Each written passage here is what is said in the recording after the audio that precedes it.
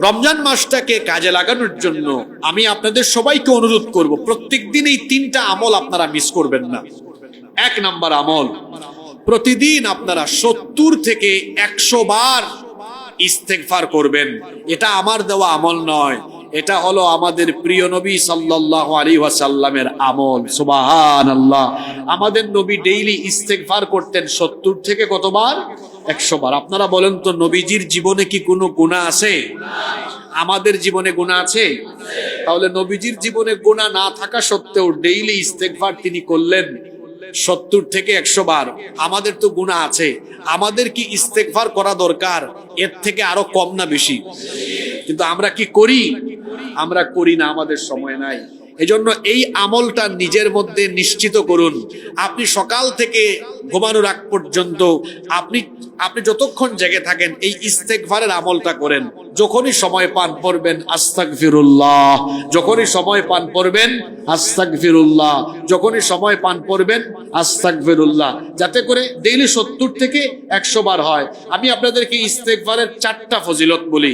1 number ফজিলত, যদি কেউ আস্তাগফিরুল্লাহ অনুশোচনা নিয়ে ইস্তেগফারের নিয়ত করে পড়ে, হাদিসে এসেছে, নবীজি বলেছেন, ওই ব্যক্তির আমল নামায় যদি সমুদ্রের ফেনা পরিমাণ গুনাহ থাকে, আল্লাহ সব গুনাহ মাফ করে দিবেন। 2, একটা হাদিসের মধ্যে আরো 3টা ফজিলত আছে। মান লাজিমাল ইস্তেগফার, যে ব্যক্তি ইস্তেগফারের সাথে লেগে থাকে, মানে ইস্তেগফারের আমল করে, জাআলাল্লাহু মিন কুল্লি দীকিম মাখরাজা, আল্লাহ তাআলা ওই ব্যক্তিকে সকল সংকীর্ণতা, বিপদ আপদ থেকে আল্লাহ নিজে হেফাজত করবেন, তার কোনো বিপদ হবে না। 3, ওয়া মিন কুল্লি হাম্মিন ফারাজা, সকল দুশ্চিন্তা, টেনশন এবং পেরেশানি থেকে এই ব্যক্তিকে যিনি মুক্তি দিয়ে দিবেন তিনি কে?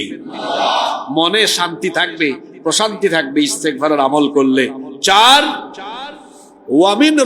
ওয়ামিন হাইথু রাযাকাহু লা ইয়াহতাসিব, আর আল্লাহ তাআলা তাকে তার ধারণাতীত জায়গা থেকে রিজিকের ব্যবস্থা করে দিবেন, মানে ওই ব্যক্তির রিজিকের কোনো ঘাটতি হবে না। মনে রাখবেন, প্রত্যেক মানুষ রিজিক নিয়েই জন্মায়, আর রিজিকের মালিক যিনি তিনি কে? এত টেনশন করেন না যে আগামীকাল কি খাবেন, পরের দিন কি খাবেন, টেনশন করেন না। হুদা এই টেনশন করে নিজের শরীরকে নষ্ট করবেন না। অনেক মানুষ আছে খালি টেনশন করে, কালকে কি খাবো, বাচ্চা কাচ্চা বেশি, পরিবার বড়, সংসার বড়, কি করব কি না। টেনশন করে নিজেকে কষ্ট দিয়েন না। আপনি দেখবেন মাঝে মাঝে রেলওয়ে স্টেশনে রাত 12টা 1টায় ঘুরে দেখবেন, ঢাকা শহরে গেলে দেখবেন রাস্তাঘাটে কত মানুষ থাকে, এদের বাড়ি ঘরও নাই, কিন্তু একটা মানুষও না খায়া মরে না। সবার মুখের সামনে প্রতিদিনই খাবার চলে আসে। খাবারের টেনশন করবেন না।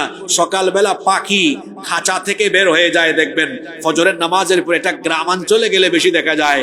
দেখবেন সকালবেলা ভোরবেলা পাখি খাঁচা থেকে বের হয়েছে, ডানা ঝাপটায় ঝাপটায় আকাশে উড়ে, সে জানে না তার জন্য কোথায় রিজিক আছে। সে এই যে বের হয়ে গেল অজানা গন্তব্যে, সন্ধ্যাবেলা যখন সে তার বাসায় আসে, পেটটা খালি থাকে না, তারে পেট ভরাইয়া খাওয়াইয়া দাওয়াইয়া তারে বাসায় ফিরাইয়া দেন কে? কেন রিজিকের টেনশন করেন বলেন? রিজিকের টেনশন করবেন না। কার রিজিক যে কোন জায়গায় আছে সেটা কেউ বলতে পারবে না। আমি এই ইস্তেগফারের কথা বললাম, আল্লাহ রসুল এই আমলটা শিখিয়েছেন। আমি 4টা ফজিলত নবীজির হাদিস থেকে বলে গেলাম। ইস্তেগফার করবেন ডেইলি 70 থেকে 100 বার। 1, আল্লাহ সব গুনাহ মাফ করে দিবেন। 2, আল্লাহ আপনাকে বিপদ থেকে হেফাজত করবেন। 3, আল্লাহ আপনার মনের পেরেশানি দূর করে মনে আল্লাহ প্রশান্তি দিবেন। 4, আল্লাহ আপনাকে অফুরন্ত রিজিক দান করবেন। সুবহানাল্লাহ।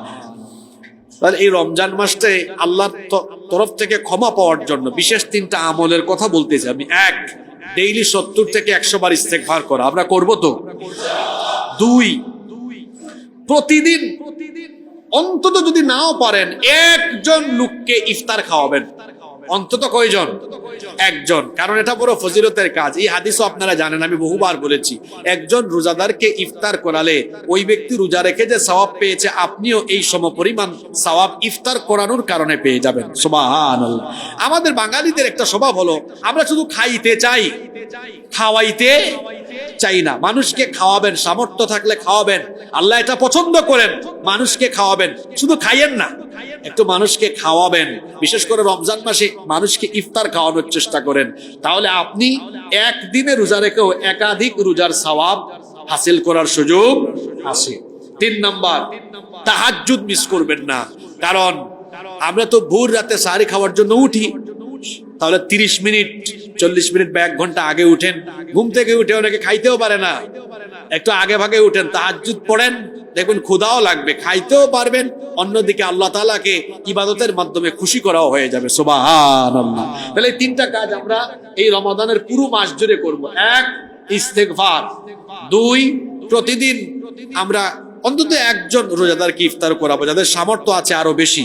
3, তাহাজ্জুদ আমরা মিস করব না ইনশাআল্লাহ।